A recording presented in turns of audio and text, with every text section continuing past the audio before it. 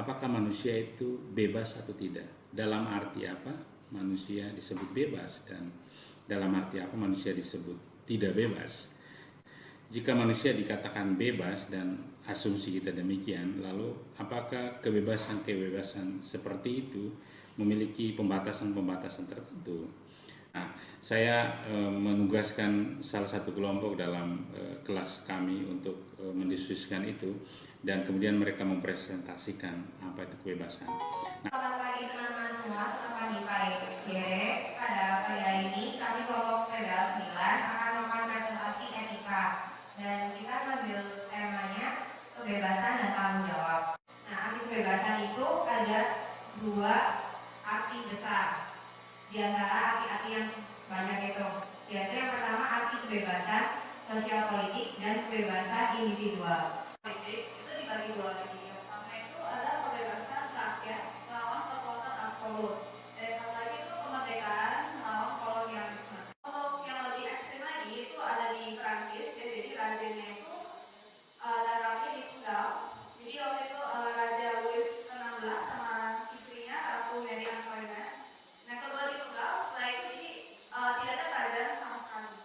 Jadi akhirnya rakyat saja yang ada. Tapi kalau pada Inggris dia masih ada rajanya. Hanya saja kekuatannya itu tidak setinggi sebelumnya. Rajanya itu dalam para bangsawan yang memiliki kekuatan absolut tersebut.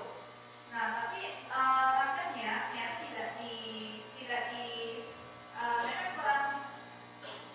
kurang puas dengan apa yang dilakukan dengan perilaku para bangsawan tersebut, sehingga akhirnya mereka merasakan bahwa ternyata kekuatan tersebut itu bukanlah pada raja atau para bangsawan, tapi ternyata itu ada pada rakyat. Dalam kata lain itu kedaulatan rakyat. Kedua itu ada kemerdekaan melawan kolonialisme. Itu ada undang-undang yang menyatakan bahwa kemerdekaan itu adalah hak semua bangsa dan tidak ada bangsa yang berhak untuk ditindas oleh bangsa yang lain. Oleh karena itu adalah itu yang namanya kemerdekaan melawan kolonialisme. Tentunya untuk Indonesia itu kemerdekaannya pada tahun 1945. Kebebasan antara manusia dengan hewan. Tadi dibilang bahwa kebebasan antara manusia dan hewan itu berbeda karena tingkat rasionalitas manusia lebih tinggi daripada hewan. Sedangkan banyak sekali propaganda di luar yang mengupayakan bahwa hewan itu memiliki kebebasan untuk hidup. Misalkan contohnya adalah hewan yang dipergunakan untuk suatu atraksi seperti topeng monyet dan lain sebagainya. Kan banyak sekali propaganda yang dilakukan oleh orang-orang di luar sana untuk mengupayakan kebebasan dari hewan tersebut dan masih banyak contoh yang lainnya. Aku mau bertanya bahwa kebebasan seperti apa sih yang sebenarnya, apakah berbeda kebebasan yang dimaksud? Maksudnya kebebasan untuk hidup itu apakah yang dimiliki oleh hewan itu apakah berbeda dengan kebebasan yang dimiliki oleh manusia ataupun kebebasan pada umumnya seperti yang dijelaskan tadi? Terima kasih. Orang hewan tidak memiliki kebebasan.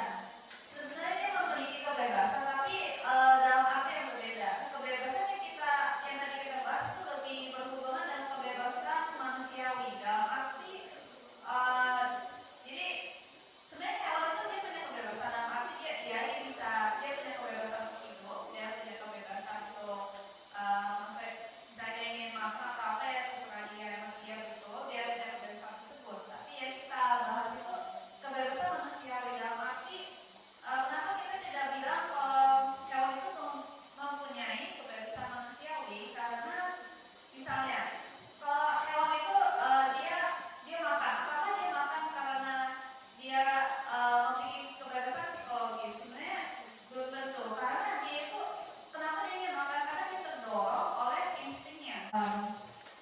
Aku ambil contoh kayak sumber daya alam yang hewan-hewan itu mati. Kadang-kadang kan ada kayak eksploitasi hutan, terus ada pembakaran sampai gundul hutan. Nah itu otomatis kan kebebasan dari hewan itu kayak direbut oleh manusia itu. Jadi seharusnya manusia itu memiliki tanggung jawab untuk jaga sumber daya alam itu malah manusia-manusia itu merusak sumber daya alam itu. Maka dari itu, dari kebebasan hewan itu yang direnggut oleh manusia, lahirlah suatu undang-undang yang mengatur kebebasan hewan itu.